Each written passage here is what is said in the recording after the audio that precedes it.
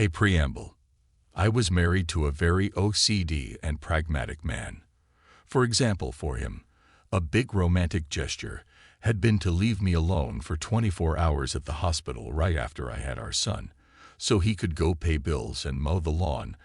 20 years later, I do understand he really did express love this way. But that's another story. I was in dire need of physical contacts because he'd never touched me, unless he wanted. Very bland. Sex. And also never ever kissed me. The story is not about him. It's only a preamble. So, I divorce him, not just for what's above, mind you. I felt alone and unloved in this relationship. I just wrote about it to explain the state of mind I was in when I met this other person that we'll call PS. PS was the total opposite. He was very in tune with his emotions. He was very, very intense. This will be important later. He really expressed love like I thought I needed. On our first date, the waitress asked how long we had been together since he was so into me and touching me. He made me feel amazing. He had a huge house and a rather flashy lifestyle, so I assumed he was really well off. He told me he owned a car wash and a phone marketing company. Fast forward a bit. At this point, we had been dating for about a year, and he had just asked me, and my son, to move in with him. I wasn't 100% sure, but he prepared the room for my son nonetheless. As I started spending more time in his house, still keeping mine, I also started to see strange behavior.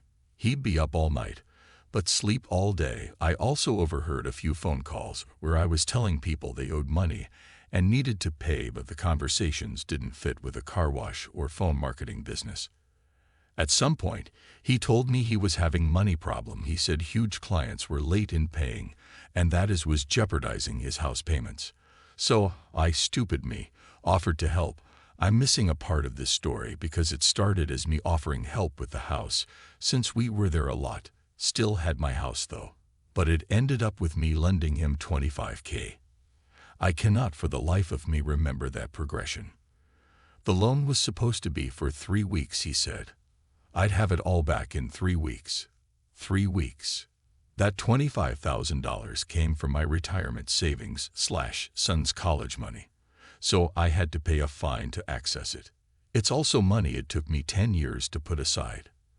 That money was very important to me. During those 3 weeks, I went out to have drinks with my friends and found him on a date with another woman. I saw him French kissing another woman.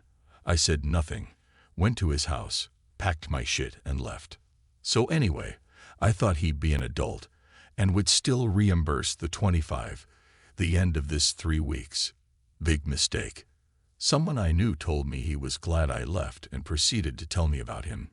He said PS was a junkie, hooked on GHB, hence why he was so intense and so into his emotions. That also explained the erratic sleep / night patterns, but the final blow when he told me PS was also a con man. A specialist in defrauding older people by phone. His so-called phone marketing company. In the beginning, I wasn't sure I believed it, but then bits of what I had overheard in the last year started to make sense, and I realized it was all true. Back to this later. I tried having my money back many different ways. None worked.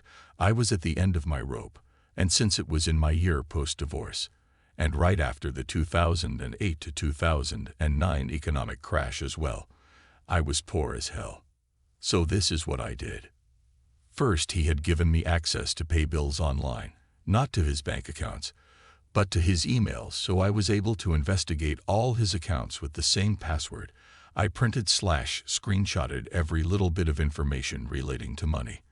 I found proof that he was indeed scamming people and found the people he worked with and even the name of the person at Western Union who facilitated the money transfer. I found out he was an organized criminal. I also found out he did this between the US and Canada. I started preparing Strike One. Strike One. So, for Strike One, I printed his face and the face of everyone working for / with him in defrauding people and left hundreds of flyers in his neighborhood. I also call the hotline for financial crime prevention in both Canada and the US and gave very specific details and names. Know that even if he had given me the money, this goes against my core values, and I would have done the same thing either way. At this point, I was preparing strike 2. Strike 2. I was dumb in lending him money, but at least I did it the right way. I wrote a check. I didn't do cash. I wanted proof just in case. It would turn out to be a great idea. On the check, I had written that it was a loan. Thank you, Judge Judy, for this tip. Since he didn't pay me back, I prepared an invoice and sent it to me from its hacked email. When the time came to do my taxes, I filed the $25,000 as an expense using this invoice. I have many freelancers. I slid him as one of them. And it passed. Don't ask me how I got his social security number. I can't remember. But I ended up having access to it, so ratted him out to the IRS for hiding income. I found out later on through friends that the IRS started investigating him for unpaid tax. I heard he had to pay 38% taxes on that 25, plus pay a 20% fine for not declaring income. At this point I was satisfied. I figured $9,500 in taxes, plus $5,000 in fines was 50% of what he owed me. At least he didn't get away with it all. But remember I told you on the check I had written that it was a loan. So I took him to court and won. He didn't even show up. So he has to reimburse the full 25 plus court fees, plus what he owes to the IRS, so it's $39,500 that he was to pay for not reimbursing $25,000. To this day, I still haven't seen a cent, but the rest of the story makes it worthwhile. At first, I thought the financial crime call I made had no effect. Well, it's now the cherry on top. What I didn't know at the time is that the IRS would team up with Wire Fraud Division and look at everything he did. They were not able to catch him on the wire fraud. And since the house he had did not fit with the money he was declaring, they got him on tax evasion and gave him a certain delay to pay back taxes. I heard it was only 3 months, but I don't know if it's accurate. They got him so good, they ended up freezing his accounts, and he lost his house. The bank foreclosed it, and his debt to the IRS is still open. We are not in the US, so he won't go to jail for this, however. But my 25 that he did not want to repay ended up costing him over $500,000. And since you cannot go bankrupt for a debt you owe to the government, I'm happy to tell you that at 40-year-old, he had to move back with his parents and ask for welfare, and will probably be paying this for the rest of his life. This story is not finished, however. I just learned that he now has a job as a concierge in the apartment building of his parents, so I'll be contacting the court to have the money he owes me taken directly from his pay. The thing is, he has no idea I'm the culprit of all his bad fortune, and he recently sent me a message telling me he misses me, that I was an angel for him, and that he regrets what he did. Well, not me, loser. Not me.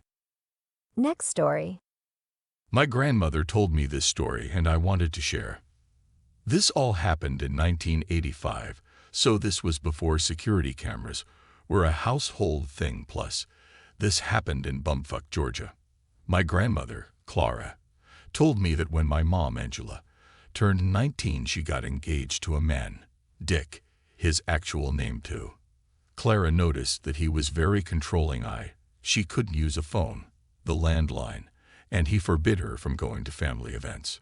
Clara's final straw was when my mom called her in the middle of the night crying, saying she couldn't do it anymore and that he had been beating her. By this point, they had been together for almost 2 years and had my older brother. Clara told my mom to go to my great-grandfather's house and stay there, but tell Dick that she was going to her house. My mom did as she was asked, and Clara waited for him.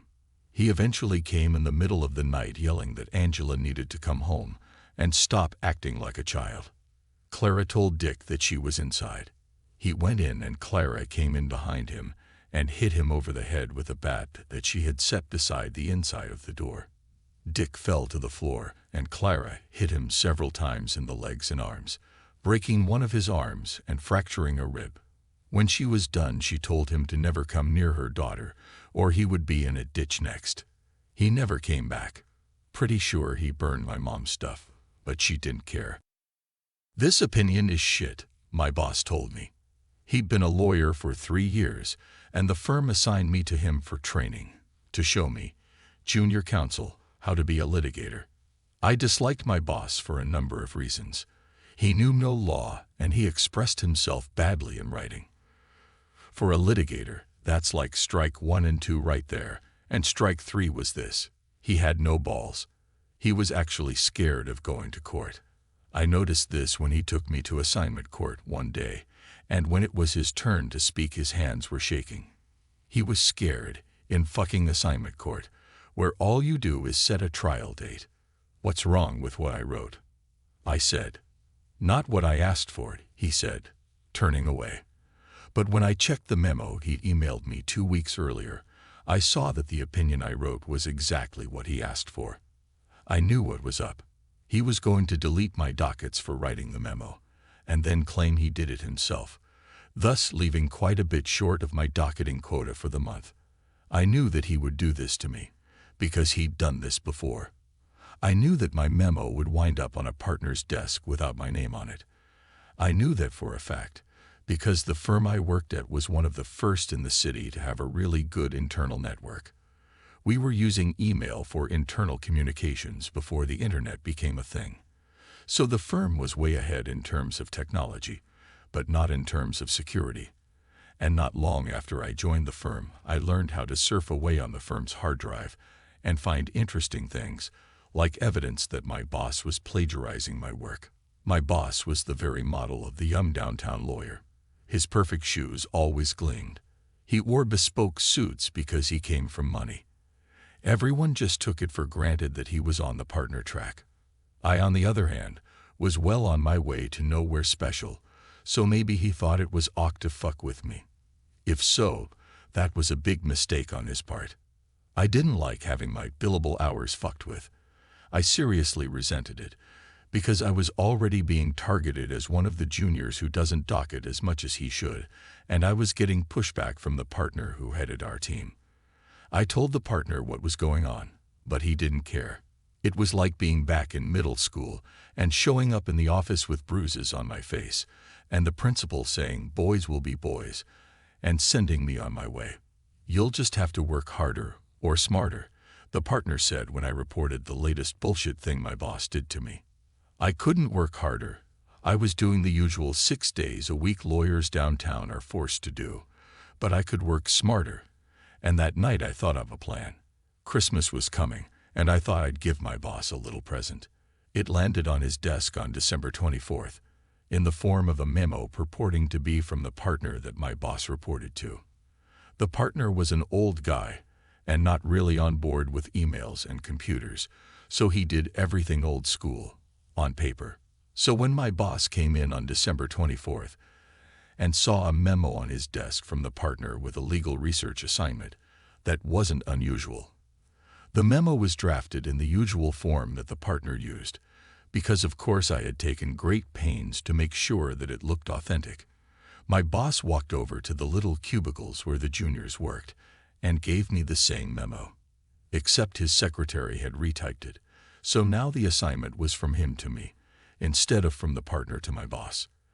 The assignment was difficult, requiring me to do a deep dive into admiralty law, its relationship to the common law, combined with a constitutional division of powers question. "But this is a huge assignment," I whined, "and I'm going to be away. Can't you get someone else to do it? Is it really urgent?" The memo I'd forged to my boss stressed how totally urgent the situation was, but there was no way my boss could double-check with the partner, because the partner left the day before on vacation. That's why I'd waited until December 24th. "No can do," my boss said. "This is a big deal. Just let HR know. Maybe they'll give you time and a half or something." He turned his back and walked away, thinking he had ruined my holidays. But he was mistaken. You see, I'd written a paper for a third-year course that was basically the same thing as the research assignment in the memo. So the only work I had to do was to find the old floppy disk with the draft on it, fiddle with it a bit, and voila, a very detailed and very long memo on an obscure point of Admiralty law, with references starting back to Lord Coke's day. So I put the memo together and took my holidays as planned. I wasn't traveling anywhere because I had no money, but I saw my family and stayed in town, and I made a point of dropping by the office during the holidays, sending an email or two, establishing that I was around, and docketing all my time for the huge amount of research I was allegedly doing. So the holidays end, and I'm sitting in my shitty little cubicle with a huge stack of work to do, and my boss comes up to me, in one of his bespoke suits with a gold tie pin and cufflinks to match. He was wearing a gold watch too. He was dressed up, even for him, trying to make an impression of some kind. "Where's that memo? You were supposed to have it on my desk when I got back. I'm going into a meeting at noon. Just finished it this morning," I said, handing him the lengthy memo that was still warm from the printer. My boss took the memo in his hands and felt its heft, and he smiled. Then he turned and walked away without a word. Just before lunch I heard a commotion down the hall. It was a pretty loud commotion, as such things go, a loud fuck. And then a door was flung open. It was the partner, and he was screaming for my boss to get his ass into his office. Now, right now, as in immediately. I had the pleasure of watching my boss scramble down the hall. "Just what the fucking fuck is this?" the partner said, standing in the doorway to his office and holding my handiwork at arm's length with his thumb and index finger, as if he were afraid that handling it would soil him. My boss mumbled something, and then the partner ushered him inside. I heard more shouting, then the sound of muffled excuses, and then more shouting from the partner. Then the door flung open again. "Caledon the 90s, get your ass in here too," the partner said, and I got my ass in there pronto. "Did you write this fucking memo?" the partner said. I took it from him and looked it over. "I wrote it. The cover page has been changed to remove my name, but other than that, it's mine. I spent all Christmas on it. Is there something wrong with it?" the partner exploded. "Is there something wrong with it? Something wrong. I'll tell you what's wrong with it. It's fucking useless. Totally useless." I explained that I'd followed my boss's instructions to the letter, and that I'd docketed more than 100 hours on it. At this, the partner really went nuts and told me to go back to my desk and fetch him the memo from my boss. I brought it to him, and when he read it, his face went red. He told me I could leave, and I hauled ass out of there. From my little cubicle, I wasn't close enough to hear the full chewing out my boss got, but I heard the details through the grapevine over the next few days about how the partners were seriously pissed that my boss had wasted over 100 hours of a junior's time on a useless task that was obviously a prank. And how had my boss not realized that he was being pranked? Was he an idiot? I wasn't blamed at all, of course. I had been working under my boss's close supervision. My boss didn't get fired, but there were some good outcomes for me.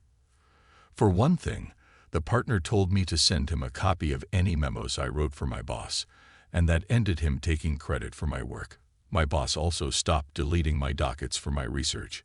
Plus, I got a belated Christmas bonus for having to give up on my alleged vacation to write the stupid memo. I really hated working in that place, but whenever times were tough, I'd think back to the case of the forged memo, and that always brought a smile to my face.